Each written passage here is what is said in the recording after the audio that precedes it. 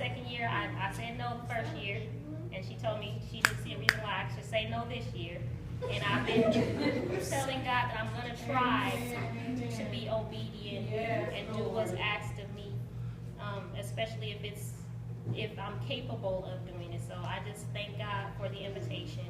And I'm going to Luke 10, 38, and 42. Now it happened as they went that he entered a certain village, and a certain woman named Martha welcomed him into her house. And she had a sister called Mary, who also sat at Jesus' feet and heard his word. But Martha was distracted with much serving, and she approached him and said, Lord, do you not care that my sister has left me to serve alone? Therefore, tell her to help me. And Jesus answered and said to her, Martha, Martha, you are worried and troubled about many things, but one thing is needed, and Mary has chosen that good part which shall not be taken away from her. So the topic is choosing the good part. In this text, we see that there are two sisters, and both are serving and attending to Jesus, but in a very unique way. All of us go about, our common goal is the same. We come to serve, but we all reach that goal in a different way. We don't all serve the same way. We all have different jobs, different responsibilities, different duties, and we approach those in different ways. Some people, like Martha, are the busybodies, and they're working and they're running here and there and they're doing this. Like Deandra getting ready for this. She's been so busy just going here, getting this prepared, getting that ready. And then there are some who they sit and they're the silent background workers. Sometimes you never see them doing anything. Is the person who sits and just listens to the word. There is a good part. But if no one does the work, then how does it get done? We can sometimes look at Martha and Mary, and we think Martha was the one who was practical, because she was the one who made sure that everything was ready for Jesus, getting ready for his coming, right? If he's coming over, we want to be ready. We want our house to be clean. We want to be clean ourselves. We want to make sure everything is prepared. But Mary chose that good part. But sometimes when we're so busy and we're so encumbered and we're running around and we're doing so much, we can look at others and be like, okay, why am I doing all this when they're not doing that? They're not doing anything. So we start complaining, and the word says she was distracted, and that word means, literally it means she was dragging all about. She was in tumult. She was worried. She was like, oh my God, I got to do this. I got to get this ready. And what about this? She was on like an OCD high, and anybody knows Vivian, that's her like all the time. Like she's just there. She's just running around. She's trying to get this, something. Put a cup down for a second. Don't leave it, because it's going to be gone. You gotta keep your eye on it and tell her, don't take it. That's my cup.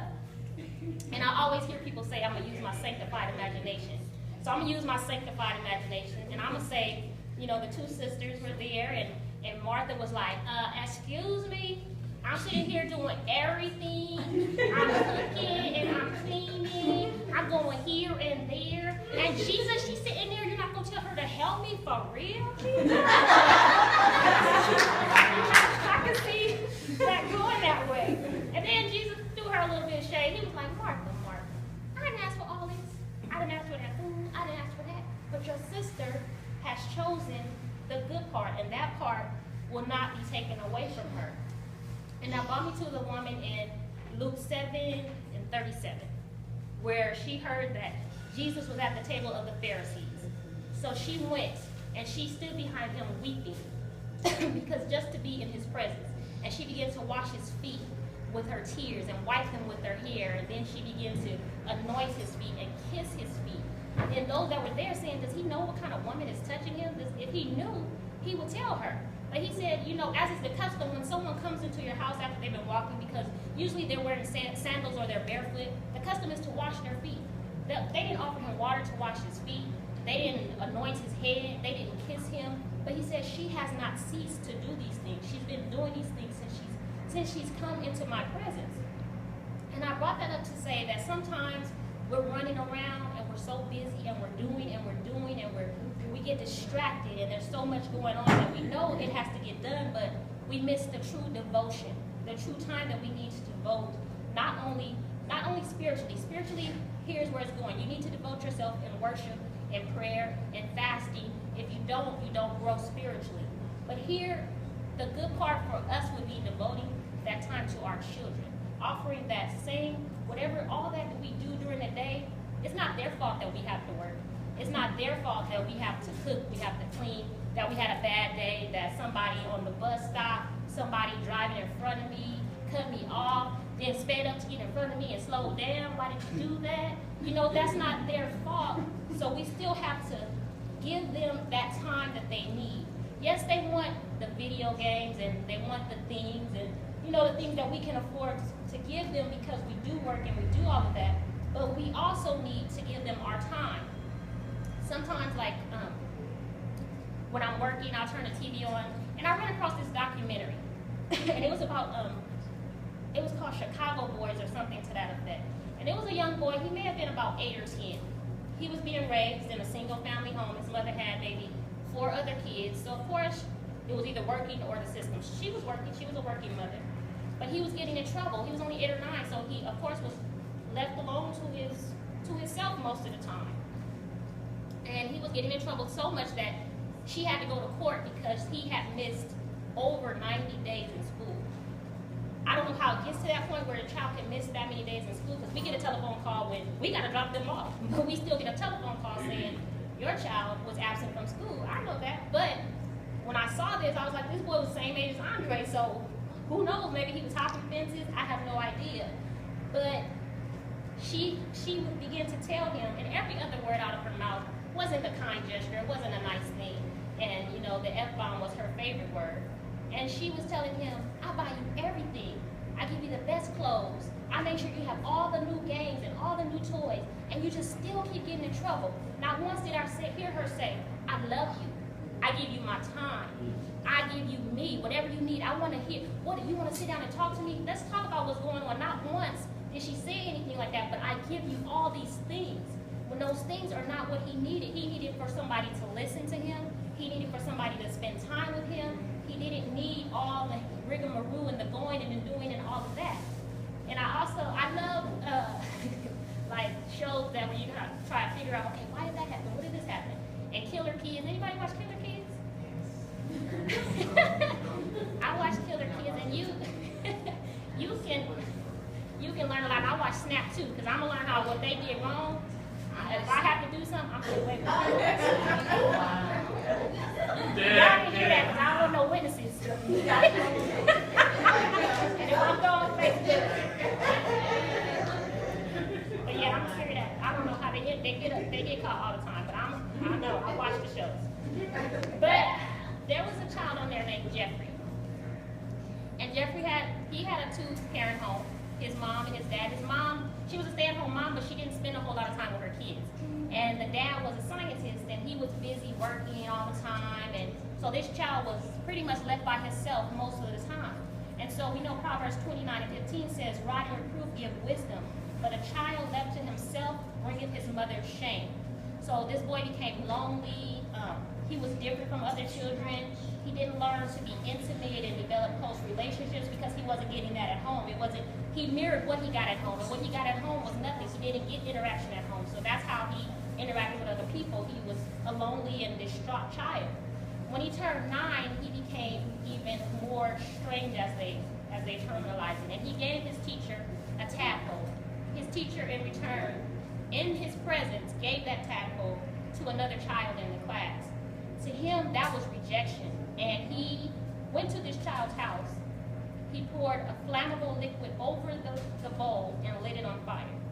Now, for a 9-year-old to have the capacity to do that is not something that just happened overnight. It's something that had been brewing and growing inside of him because he felt so rejected and so alone. So then he began to, because he was by himself, he found ways to amuse and entertain himself.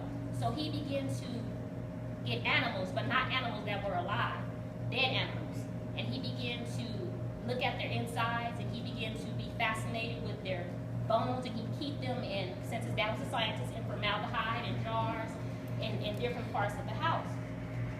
When he became a teenager in high school, he began drinking excessively to the point where he could be walking down the hall with a cup. But because he was one of those kids that you just don't pay attention to because he just, he's crazy, he's weird, you just push him to the side. Nobody paid attention to the fact that he was walking around with a cup of alcohol in school. So while in school, while he was in high school, his parents decided that they were going to divorce. When they divorced, the father left, so he now has no interaction at all with his father. He doesn't even see him. Mother got a restraining order, and she decides, they were living in Bath, Ohio. I don't know where that is. But she decides she wants to move back to Wisconsin, where she was born and raised. One day, this teenage child comes home. Father is not there because of the restraining order. Mother has packed up everything and his little brother and gone. Did not give him a chance to say, I want to go. Can I go live with you? Can I live with daddy? He was left by himself, alone. So now, what does he do? He's left to think all these different thoughts. He's already feeling rejected. He's already feeling lonely. And now even my parents, they like, okay, we weren't close, but they abandoned me? Really? They abandoned him and they left him in the house for him to fend for himself. They didn't leave him money, so he had no resources. He had to do for himself. So this child is just totally left alone. And he then turned his attention to dead people because they couldn't leave him. They couldn't reject him. They couldn't get away from him. When he turned his, and I'm kind of trying to keep it as PG-13 as I can because of the kids in the room, he saw an obituary in the paper. He saw the obituary and it was an attractive young man.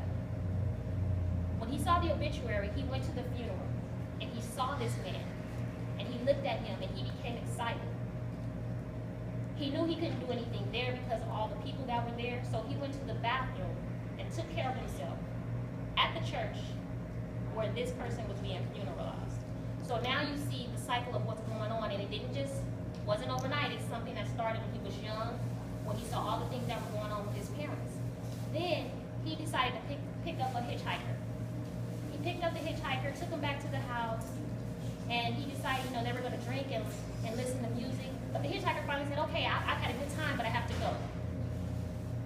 That again was rejection for him.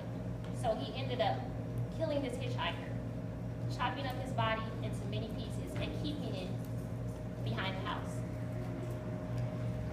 July 22nd, 1991, skeletal remains and preserved body parts were found in an apartment. This man had killed 17 people, becoming one of the most notorious serial killers in the world. And this was Jeffrey Dahmer. He was a necromancer, and we know that necromancy is those who partake of dead people in a romantic way. He was a cannibal. He ate people because he felt like if I eat them, I'm internalizing them, and of course they can't leave me. He was just a very lonely person. And psychologists have proposed that if one person during his formative years would have said, you know what, let's be friends, Jeffrey. You need somebody to talk to. If a counselor has said, you know what, let's just talk. Let's just spend some time together. Somebody would have just embraced him. Not only would one life have been saved, but 18 lives would have been saved. Same with Ted Bundy. His life was like almost a mirror of his. He was lonely, abandoned by his parents. If one person had reached out to him, then the hundreds of women that died at his hand, we could have saved those 100 women because somebody would have reached out. So I believe that we have a responsibility, not only to ourselves, but to our children. And there are several things that I believe are the responsibility and the good part. We need to listen to our children. Our children are so full of knowledge. If you listen to them, sometimes they can say something like, where did they even come up with that? How did they come up with that? But their minds are just so young and so vibrant, and they're going through things, and they're learning things, and they're like sponges, and they're picking it up. And just talking to them, just sitting down and listening to them, what they have to say. And sometimes, you get tired. We're parents, we're human, we get tired. Sometimes my kids will pass their dad to come all the way in the room to me to say, can I have? And a lot of times I turn them back, but then I think about one of the reasons I asked God to allow me to work from home. And it was to be with my children because I was working at night and sleeping in the day. When I was off, I was cleaning and cooking. So when was I spending that time with my children? I wasn't.